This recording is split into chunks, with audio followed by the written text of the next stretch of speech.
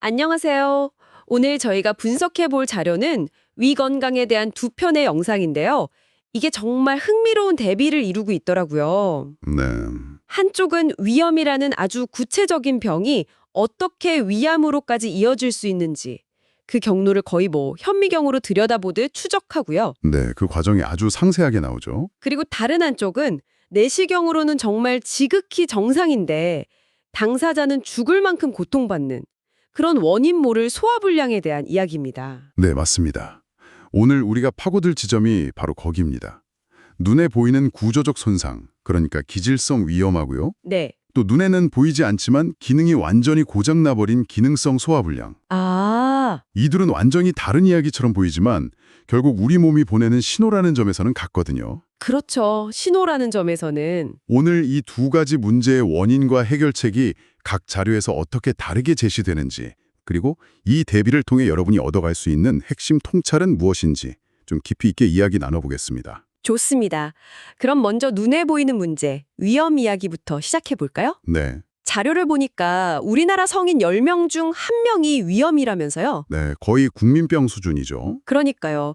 그래서 그런지 다들 나도 위험 좀 있어 하고 좀 대수롭지 않게 여기는 경향이 있는 것 같아요.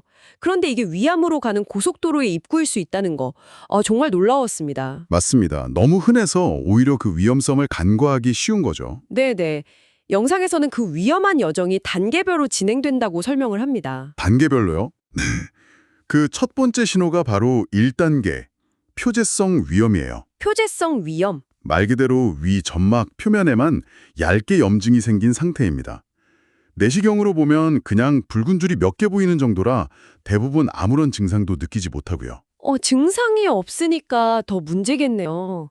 내 몸이 경고등을 켰는데 그걸 알아채지 못하는 거니까요. 바로 그겁니다. 그럼 2단계는 거기서 조금 더 나아간 미란성 위험이군요. 네, 미란이라는 단어가 좀 무섭게 들리는데요. 자료에서도 헐고 문드러졌다는 한자 뜻이라고 해서 저도 덜컥 겁이 나더라고요. 그렇죠. 단어만 들으면 굉장히 심각해 보이지만 영상에서는 피부에 난 가벼운 상처 정도로 비유하더군요. 그 정도인가요? 네, 점막층만 살짝 파인 거라 대부분 위암으로 진행되지는 않으니까 너무 걱정할 필요는 없다고 안심시켜줍니다. 그렇군요. 하지만 문제는 이런 가벼운 상처를 계속 방치하고 또 상처를 내는 주범들을 막지 못했을 때 시작됩니다. 그 주범들이요. 헬리코박터 파일로리균, 술, 그리고 짠 음식. 네, 바로 그 세 가지죠. 이 세 가지가 계속해서 위를 공격하는 거죠. 저는 특히 그 반주 문화에 대한 지적이 정말 날카롭다고 느꼈어요. 그 부분 저도 정말 공감했습니다. 제 주변에도 나는 술 안 마셔 라고 하면서 식사 때마다 반주를 하는 분들이 정말 많거든요. 맞아요. 그걸 식사의 일부로 생각하지 위에 대한 매일의 공격이라고는 전혀 생각하지 못하는 거죠. 정확합니다. 자료에 나온 의사분의 말이 인상적이었죠. 어르신들께 술 드세요 하면 안 드신다는데 반주는요 하면 드신다고요. 맞아요. 그분들께 반주는 술이 아니라 그냥 식사의 한 과정인 겁니다. 그렇죠. 매일 소금에 절인 짠 음식과 함께 술로 윗벽을 긁어내는 습관이 계속되면 위는 결국 버티지 못하고 다음 단계로 넘어가게 됩니다. 그게 바로 3단계 위축성 위염이군요. 네, 만성적인 염증에 시달리다 지친 위 점막이 아예 얇아져 버리는 단계라고요? 점막 아래 혈관이 비칠 정도라니 생각만 해도 끔찍한데요. 그런데 여기서 아주 교활한 함정이 나타납니다. 함정이요? 위 점막이 얇아지면서 위산을 분비하는 샘도 같이 줄어들거든요. 그래서 역설적으로 속쓰림 같은 증상은 오히려 사라질 수 있다는 겁니다. 잠깐만요. 그건 좀 이상한데요? 증상이 없어지면 병이 나아지고 있다고 생각하는 게 당연하잖아요. 그렇죠. 보통은 그렇게 생각하죠. 그런데 그게 사실은 더 위험한 신호라는 건가요? 와, 이건 정말 오해하기 쉽겠네요. 바로 그겁니다. 환자 입장에서는 이제 좀 살만하네 싶겠지만 위 내부에서는 소화 기능이 떨어지고 위산의 살균 작용이 약해져서 세균이 번식하기 좋은 최악의 환경이 만들어지고 있는 거죠. 위험한 평원 상태라고 할 수 있겠네요. 네. 그리고 그 위험한 평온 속에서 위는 살아남기 위해 마지막 발악을 하는 겁니다. 그게 바로 4단계 장상피하 화생. 맞습니다. 위 점막세포가 스스로 여긴 위산이 없어서 더는 위세포로 살 수 없어. 이렇게 판단하고 아예 장점막 세포로 변신해버리는 현상이라고요. 와, 네, 일종의 생존 전략인데 아이러니하게도 그게 암으로 가는 길을 활짝 열어주는 셈입니다. 아니 스스로를 보호하려고 장세포로 변했는데 그게 오히려 위암의 위험을 극단적으로 높인다는 말씀이시죠? 네, 그렇습니다. 원래 있던 곳이 아닌 다른 조직으로 변해버린 세포는 불안정하고 외부 자극이 훨씬 취약해지거든요. 아, 이때부터 암세포가 발생할 가능성이 폭발적으로 증가하는 거죠. 와 이건 정말 비극적인데요. 좋은 의도로 한 행동이 최악의 결과를 낳는 셈이네요. 자료에서 위축성 위염이나 장상피화생이 있으면 위암 발생 확률이 최대 20배까지 높아진다고 했는데 이제야 그 이유가 와닿습니다. 그래서 두 자료 모두 정기적인 위내시경의 정효성을 그렇게까지 강조하는 겁니다. 네네. 특히 한국의 위암 5년 생존율이 세계 최고 수준인 이유가 바로 이 국가 건강검진 시스템 덕분이라고 하잖아요. 맞아요. 눈에 보이는 문제인 만큼 미리 보고 대처하는 게 최선인 거죠. 특히 장상피화생 진단을 받았다면 1년에 한 번은 꼭 내시경을 받아서 조기의 변화를 감지해야 한다고 강력하게 권고하고요. 알겠습니다.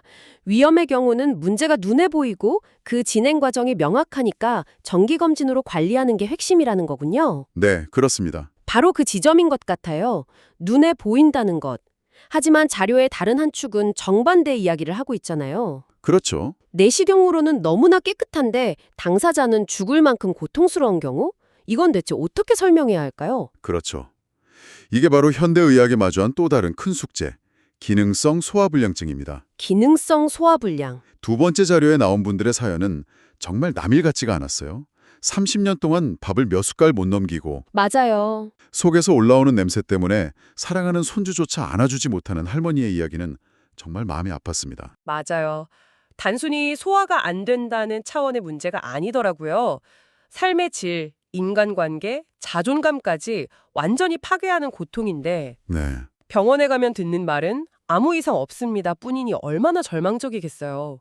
본인이 예민해서 그렇다는 식으로 치부되기도 하고요. 바로 그게 기능성 소화불량의 비극입니다. 기질, 즉 위 점막 자체에는 염증이나 궤양 같은 문제가 없어요. 네, 깨끗하죠. 그런데 위의 기능, 특히 음식을 받아들이고 내려보내는 운동 기능이 완전히 망가진 상태인 거죠. 영상에서 가장 충격적이었던 건 그 원인이 정말 뜻밖의 곳에 있다는 점이었습니다. 아, 그 트라우마 고백이요? 네. 한 참가자가 20년간 겪은 가정폭력의 트라우마를 고백하면서 그 이후로 소화가 안 되기 시작했다고 말했잖아요. 마음의 상처가 어떻게 위장의 움직임을 멈추게 할 수 있는 거죠? 우리 뇌와 장이 자율신경계라는 고속도로로 직접 연결되어 있기 때문입니다. 자율신경계? 극심한 스트레스나 정신적 충격은 이 자율신경계의 교란을 일으켜요. 비유하자면 관제탑에서 엉뚱한 신호를 계속 보내는 것과 같습니다. 관제탑이요? 네. 위는 음식이 들어오면 풍선처럼 부드럽게 늘어나서 공간을 만들어주고 소화가 끝나면 펌프처럼 강하게 짜서 아래로 내려보내야 하거든요. 이완과 수축을 해야 하는군요. 네. 그런데 관제탑이 고장나니 이완과 수축이 제대로 될 리가 없죠. 그러니까 음식이 들어와도 위가 늘어나주질 않으니 조금만 먹어도 꽉 막힌 느낌이 들고 맞습니다. 다 먹은 뒤에도 수축해서 내려보내질 못하니까 음식이 계속 위에 머물면서 가스가 차고 더부룩했던 거군요. 네. 마음의 고통이 말 그대로 위의 운동 기능을 마비시킨 셈이네요. 와, 그렇군요. 맞습니다. 그래서 해결책도 완전히 다른 관도에서 접근해야 합니다. 네. 앞서 다룬 위염은 원인이 명확하죠. 위산 분비 억제제나 점막 보호제 같은 약을 쓰고 헬리코박터균을 없애고 술, 담배, 짠 음식을 피하는 비교적 직선적인 해결책이 있습니다. 하지만 기능성 소화불량은 그 고장난 관제탑, 즉 자율신경계를 정상으로 되돌리는 복합적인 접근이 필요하겠군요. 그렇죠. 영상 속 2주간의 솔루션이 바로 그 과정이었고요. 약에만 의존하는 게 아니라 식단, 운동, 마음 챙김이라는 세 가지 축으로 접근하는 방식이 굉장히 인상 깊었습니다. 네. 특히 식단 관리에 대한 부분이 좋았어요. 보통 위에 좋은 음식 하면 양배추, 이런 걸 떠올리잖아요. 네, 그렇죠. 그런데 영상에서는 그걸 무작정 따르지 말라고 합니다. 대신 식사일지를 쓰게 해서 나에게 맞는 음식을 찾으라고 강조하죠. 아, 그 부분이 정말 중요한 것 같아요. 누구에게나 좋은 절대적인 음식은 없다는 거잖아요. 맞습니다. 자료에서도 어떤 분은 바나나를 먹고 속이 편해졌는데 다른 분은 오히려 더부룩해졌다고 했죠. 네, 개인차가 튼 거죠. 위에 좋은 음식이라는 고정관념에서 벗어나서 내 몸의 반응에 집중하라는 메시지가 아주 신선했습니다. 그리고 두 번째 축은 운동요법이었죠. 특히 자세 교정에 대한 비유가 기가 막혔어요. 아, 그 젖은 수건 비유요. 네. 구부정한 자세가 젖은 수건을 쥐어짜듯 위를 압박한다는 시각적 비유요. 그걸 보고 나니 저도 모르게 등을 쫙 펴게 되더라고요. 저도요.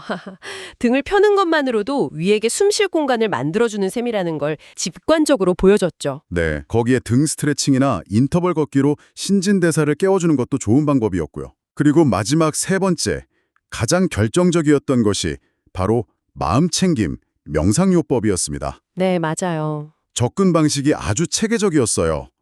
단순히 좋은 생각하세요가 아니라 먼저 과거에 화나는 기억을 떠올렸을 때 내 몸이 어떻게 반응하는지, 아, 그걸 관찰하게 하는 거? 네, 호흡이 가빠지고 미간이 찌푸려지는 걸 스스로 관찰하게 하더군요. 맞아요.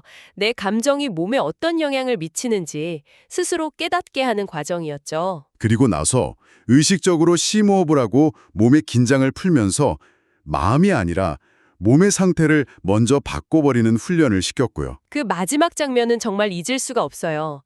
한참 가자가 울음을 터뜨리면서 스스로에게 유순아, 많이 힘들었지. 남은 인생이라도 행복하게 살자라고 말하는 장면요. 아, 네, 그게 진짜 약이었던 것 같아요. 그렇죠.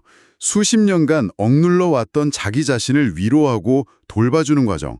그게 바로 엉망이 된 자율신경계를 안정시키는 핵심 열쇠였던 겁니다. 몸과 마음의 연결고리를 스스로 다시 잇는 과정이었네요. 네, 그 결과는 정말 드라마틱했고요. 몇 년 만에 처음으로 배고픔을 느꼈다는 말, 풍선 같던 배가 쏙 들어갔다는 말, 네, 정말 놀라웠죠. 그리고 사는 게 즐겁다, 세상이 달리 보인다는 고백까지. 이건 단순히 소화가 잘 되는 수준을 넘어 말 그대로 인생을 되찾은 거잖아요. 맞습니다. 스스로의 노력으로 몸의 변화를 만들어냈다는 그 성취감과 희망이 화면 너머까지 전해지는 듯 했습니다. 자, 그럼 이 모든 내용이 지금 이 이야기를 듣고 있는 당신에게 어떤 의미일까요? 네. 손상되어 정기적인 관찰과 관리가 반드시 필요한 일종의 하드웨어의 문제. 네, 하드웨어의 문제. 다른 하나는 위 자체보다 마음과 생활 습관이 얽혀서 기능이 멈춰버린 소프트웨어의 문제였죠. 아하, 하드웨어와 소프트웨어 비유가 아주 정확하네요. 원인과 치료법은 완전히 달랐지만 두 자료가 공통적으로 던지는 메시지는 결국 하나인 것 같아요. 어떤 걸까요? 내 몸이 보내는 신호에 귀를 기울이라는 것. 아, 그냥 흔한 위험이라는 작은 신호든 원인 모른 소화불량이라는 극심한 고통이든 그건 무시해도 되는 소음이 아니라 당신의 몸이 보내는 아주 중요한 메시지라는 거죠. 맞습니다. 그리고 그 메시지의 종류를 정확히 아는 것. 내 문제가 하드웨어의 문제인지 소프트웨어의 문제인지 구분하는 것. 네. 그것이 올바른 해결책을 찾는 가장 중요한 첫걸음이라는 점을 꼭 기억하시면 좋겠습니다. 오늘 자료들은 무엇을 먹고 어떻게 느끼는가에 집중했습니다. 여기서 한 걸음 더 나아가 이런 질문을 던져보면 어떨까요? 네, 우리는 과연 어떻게 먹고 있을까요? 혹시 바쁜 일상 속에서 식사를 그저 해치워야 할 과제처럼 스마트폰을 보면서 무의식적으로 입에 음식을 밀어넣고 있진 않나요? 하루에 단 한 끼라도 식사하는 그 순간을 단순히 배를 채우는 시간이 아니라 내 몸에 에너지를 공급하고 위에게 휴식을 주는 소중한 의식으로 여겨본다면 당신의 위는 어떤 이야기를 들려주게 될까요?